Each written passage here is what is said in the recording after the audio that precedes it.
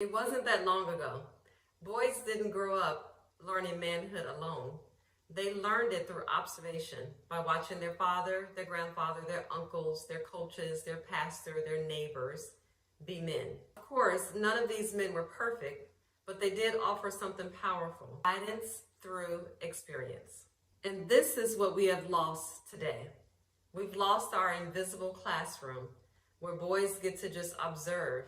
They would watch men fix things and shake hands with confidence and protect people and keep their word and take responsibility when things went wrong. These small, everyday, unspoken things formed a curriculum to manhood.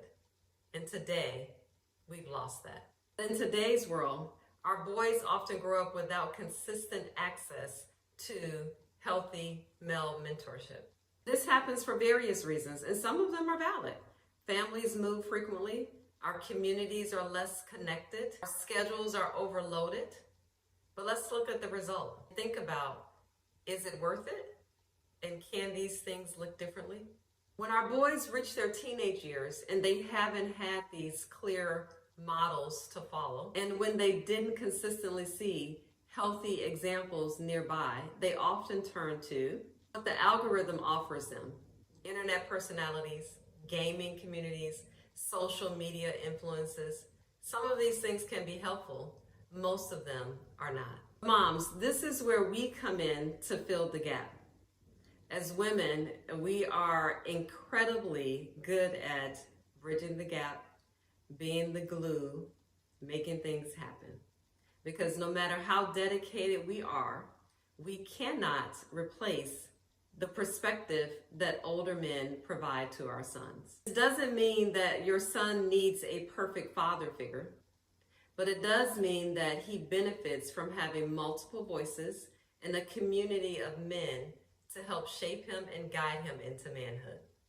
I like to call this community the legacy village, because it takes a village to raise a child, as the old African proverb says. A village can include, of course, your son's father, but his uncles, your local pastor, his teachers, his coaches, your neighbor, trusted family friends who are, sometimes they're closer than your relatives and they're like relatives in your life.